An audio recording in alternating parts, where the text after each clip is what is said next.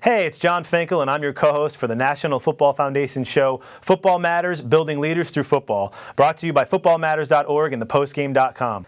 My co-host is College Football Hall of Famer, fighter pilot, and three-time Super Bowl champion Chad Hennings. On today's episode, Chad has the honor of sitting down with the University of Colorado and Green Bay Packers legend, Boyd Dowler. Let's join the guys now. Thanks, John. Boyd, it's great to have you on. For some of the younger people watching, I want to quickly remind them of how great a player you were.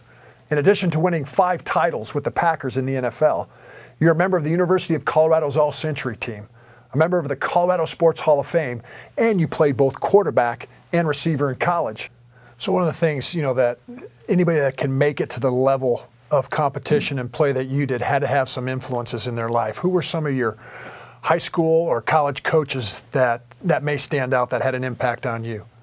Well, first one was my father, to begin with. He was a former college player at the University of Wyoming. He coached. He was a high school coach in my hometown, Cheyenne, Wyoming.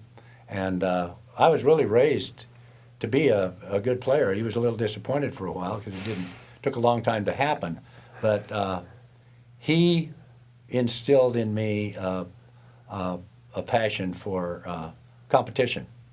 And basically what I developed into was a pretty good player, and I could do a lot of things. He worked with me on skills, ball skills, things like that. I punted the ball well. I could throw the ball a little. I could run, and I got to be pretty big. And so I ended up getting scholarship offers in a couple of sports, both basketball and football, and went to the University of Colorado. Are there any quintessential moments or stories that you can tell here about what it was like to play for the legendary Vince Lombardi? I was drafted to come to the Green Bay Packers in 1959. I was actually drafted a couple of months before he was hired. So we came in that year, that season of 1959, we went 7-5. The year before, the Packers had won 1 game, and we came in there together. So I was with him for his whole Packer career, and very glad of it.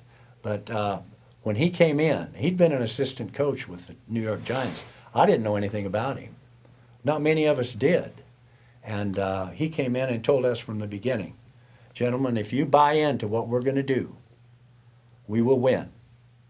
He says, if we make a commitment to excellence, we will win. And we will go through this together, and things will be great. And we started to win that season. We didn't get into the championship game. We waited a year, got into the championship game in 1960, and got beat by the Philadelphia Eagles. He got up after the game and told us, he says, don't be too hard on yourselves. Go home, think about it, come back in shape next year, and as long as we are together, we will never lose another playoff or championship game. And he was right. When somebody tells you something like that, and then you go through it, and you win, and you find out you have a tendency to listen. And he never lied to us. Everything he ever said was right. It was always true.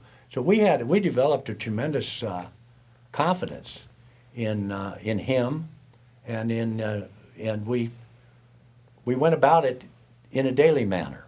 He insisted that we conduct ourselves the right way off the field as well as on the field.